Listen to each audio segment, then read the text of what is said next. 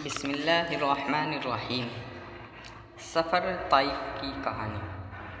مکہ والوں کو بہت سمجھانے کے باوجود بھی جب وہ اسلام دشمنی سے باز نہ آئے اور انہوں نے اسلام قبول کرنے سے انکار جاری رکھا تو اللہ پاک کے حکم سے آپ صلی اللہ علیہ وسلم اپنے منہ بولے بیٹے زید رضی اللہ عنہ کے ساتھ مکے سے کچھ دور پر فضا بستی طائف میں تبلیغ کے لیے گئے۔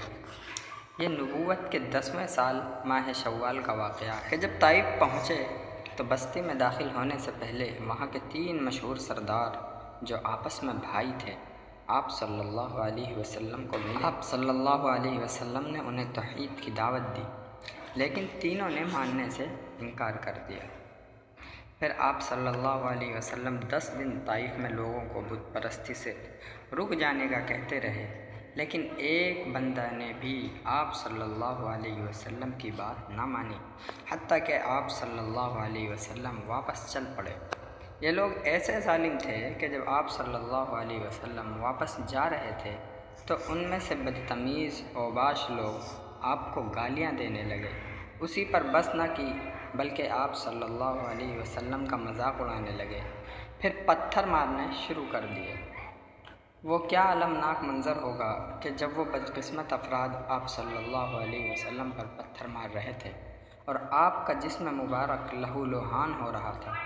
دنیا کا سب سے عظیم انسان انہی کے فائدے کی بات میلوں کا سفر کر کے گیا اور ان بد اخلاقوں نے مہمان کی عزت کرنا تو دور کی بات ان پر پتھر برسائے۔ 3 میل دور ایک باغ نظر آیا تو آپ صلی اللہ علیہ وسلم اس میں داخل ہو گئے۔ وہاں پر عداس نامی ایک غلام نے آپ کو انگور پیش کیے تو آپ صلی اللہ علیہ وسلم نے بسم اللہ پڑھ کر کھایا۔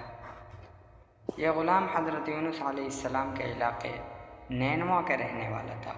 آپ صلی اللہ علیہ وسلم نے اسے بتایا کہ وہ بھی نبی تھے اور میں بھی نبی ہوں۔ وہ بڑا خوش ہوا اور آپ صلی اللہ علیہ وسلم کے سر و ہاتھ کو چوما۔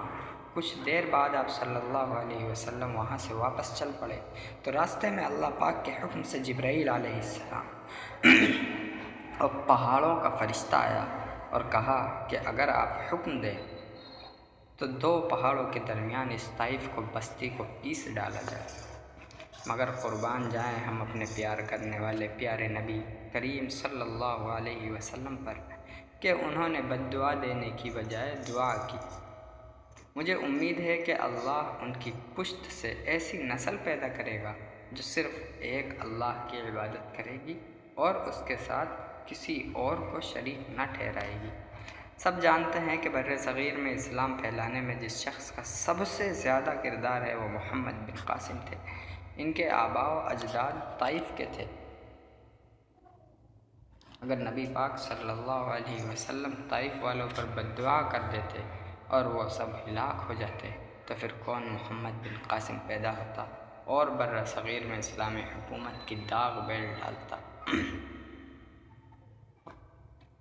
اللہ پاک ہمارے نبی پاک صلی اللہ علیہ وسلم پر کروڑوں رحمتیں نازل فرمائے اور ہمیں بھی ایسا ہی اخلاق و نرمی عطا کرے، آمین۔ جب آپ واپس آ رہے تھے تو راستے میں ایک بستی ہے جس کا نام نخلا ہے۔ وہاں آپ صلی اللہ علیہ وسلم کے پاس کچھ جن آئے جنہوں نے آپ صلی اللہ علیہ وسلم سے قرآن مجید سنا اور ایمان لائے۔ جن کون ہیں؟ یہ اللہ پاک کی مخلوق ہیں جنہیں اللہ پاک نے آگ سے پیدا کیا۔ قرآن مجید سورۃ الکہف میں آتا ہے کہ شیطان بھی جنوں میں سے ایک جن تھا، لہٰذا جو لوگ یہ کہتے ہیں کہ شیطان پہلے فرشتہ تھا ان کی بات درست نہیں یا عام طور پر نظر نہیں آتے، ان کا وجود ہے۔ اور جو شخص یہ کہتا ہے کہ جن کوئی چیز نہیں تو وہ قرآن مجید کی آیت کا انکار کرتا ہے۔ قرآن مجید میں پوری ایک سورت کا نام سورۃ الجن ہے جو 29ویں پارے میں موجود ہے، حتیٰ کہ قرآن مجید کی آخری آیت میں بھی جنوں کا تذکرہ ہے، من الجنۃ والناس۔ آپ صلی اللہ علیہ وسلم کی احسان شناسی کی عظیم خواہش۔ نبی پاک صلی اللہ علیہ وسلم جب مکہ کے قریب پہنچے تو آپ صلی اللہ علیہ وسلم کوئی بھی شخص پناہ دینے کے لیے راضی نہ تھا۔ اتنے میں ایک آدمی جس کا نام مطعم بن عدی تھا اس نے آپ صلی اللہ علیہ وسلم کو پناہ دینے کا اعلان کر دیا۔ آپ صلی اللہ علیہ وسلم ہمیشہ سے ہی احسان شناس تھے۔ غزوہ بدر میں جب یہی کافر جو آپ کو تکلیف دیتے تھے اور طائف سے واپسی پر مکہ میں داخل نہ ہونے دے رہے تھے، جب قیدی بن کر آپ صلی اللہ علیہ وسلم کے پاس لائے گئے تو آپ صلی اللہ علیہ وسلم نے اس وقت فرمایا، اگر مطعم بن عدی زندہ ہوتا پھر مجھ سے ان بدبودار لوگوں کے بارے میں بات کرتا تو میں اس کی خاطر ان سب کو چھوڑ دیتا۔ اللہ پاک ہمیں بھی یہ عمدہ صفت عطا فرمائے کہ جب کوئی ہم پر احسان کرے تو موقع آنے پر بھی اس کا اچھا بدلہ دینے والے بن جائیں، آمین۔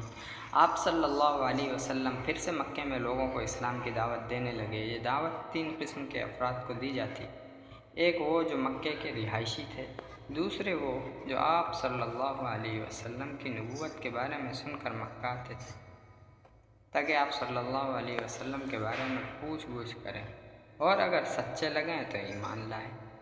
ایسے افراد جب آپ صلی اللہ علیہ وسلم کے پاس آتے تو آپ صلی اللہ علیہ وسلم انہیں اسلام کی دعوت دیتے اور جسے اللہ پاک توفیق دیتا وہ مسلمان ہو جاتا۔ تیسرے وہ افراد تھے جو حج و عمرہ کے لیے دور دراز کے علاقوں سے آتے۔ آپ صلی اللہ علیہ وسلم جب بھی موقع ملتا انہیں بھی تبلیغ کرتے۔ حج پر آنے والے افراد سے عموماً آپ صلی اللہ علیہ وسلم مینا میں جمرہ عقبہ کی طرف ایک گھاٹی تھی، وہاں ملاقاتیں کرتے اور جو افراد مسلمان ہو جاتے ان سے توحید و نیک اعمال پر دوام، بد اعمال سے اجتناب پر بیعت یعنی وعدہ لیتے۔